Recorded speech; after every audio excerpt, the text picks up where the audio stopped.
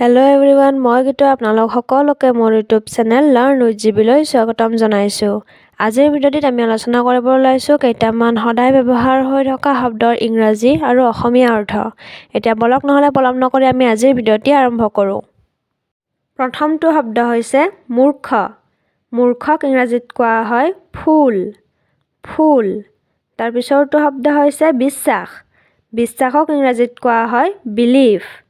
Believe. তাৰ পিছৰ শব্দটো হৈছে মাৰ্জিত। মাৰ্জিতক ইংৰাজীত কোৱা হয় ডিচেণ্ট। ডিচেণ্ট। তাৰ পিছৰটো শব্দ হৈছে পৰিষ্কাৰ। পৰিষ্কাৰক ইংৰাজীত কোৱা হয় ক্লিন। ক্লিন। তাৰ পিছৰ শব্দটো হৈছে দুৰ্যোগ। দুৰ্যোগক ইংৰাজীত কোৱা হয় ডিজাষ্টাৰ।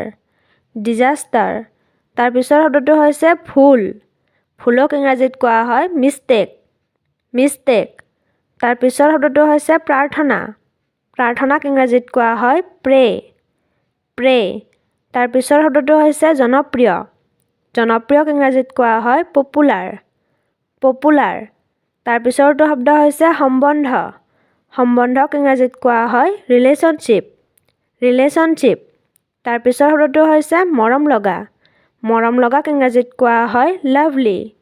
লাভলি। তাৰ পিছৰ শব্দটো হৈছে বজাৰ।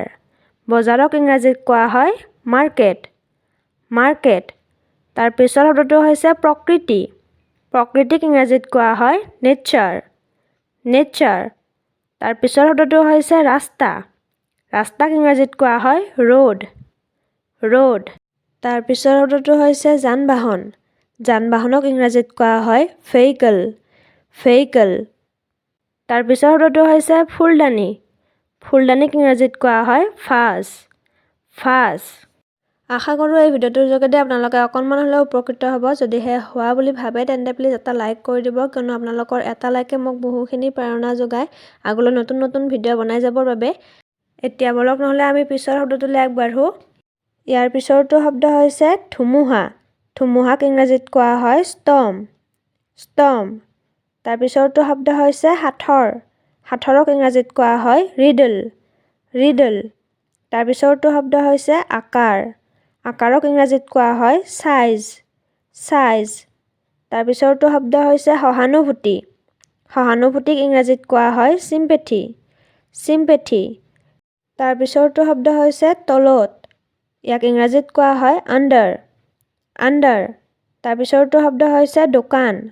দোকানক ইংৰাজীত কোৱা হয় শ্বপ। শ্বপ। তাৰ পিছৰটো শব্দ হৈছে মঞ্চ। মঞ্চক ইংৰাজীত কোৱা হয় প্লেটফৰ্ম। প্লেটফৰ্ম। তাৰ পিছৰটো শব্দ হৈছে সফলতা। সফলতাক ইংৰাজীত কোৱা হয় ছাকচেছ। ছাকচেছ। তাৰ পিছৰটো শব্দ হৈছে সময়। সময়ক ইংৰাজীত কোৱা হয় টাইম। টাইম। তাৰ পিছৰটো শব্দ হৈছে বতাহ। বতাহক ইংৰাজীত কোৱা হয় উইণ্ড। উইণ্ড। তাৰ পিছৰটো শব্দ হৈছে চিকিৎসা। চিকিৎসাক ইংৰাজীত কোৱা হয় ট্ৰিটমেণ্ট। ট্ৰিটমেণ্ট। তাৰ পিছৰটো শব্দ হৈছে আসন। আসনক ইংৰাজীত কোৱা হয় চিট। চিট। তাৰ পিছৰটো শব্দ হৈছে সম্পদ। সম্পদক ইংৰাজীত কোৱা হয় ৰিচ'ৰ্চ। ৰিচ'ৰ্চ। তাৰ পিছৰটো শব্দ হৈছে অপমান। ইয়াক ইংৰাজীত কোৱা হয় ইনচাল্ট। ইনচাল্ট। তাৰ পিছৰটো শব্দ হৈছে অপৰাধ। অপৰাধ। ইয়াক ইংৰাজীত কোৱা হয় ক্ৰাইম। ক্ৰাইম। আজিলৈ ইমানেই। ভিডিঅ'টো যদি ভাল পালে তেন্তে please like, comment and share কৰিব। লগতে এনেকুৱা ভিডিঅ' আগলৈও পাই থাকিবলৈ মোৰ চেনেলটো ছাবস্ক্ৰাইব কৰি কাষতে থকা বেল আইকনটো টিপি দিবলৈ নাপাহৰিব। ভিডিঅ'টো শেষলৈকে চোৱাৰ বাবে ধন্যবাদ।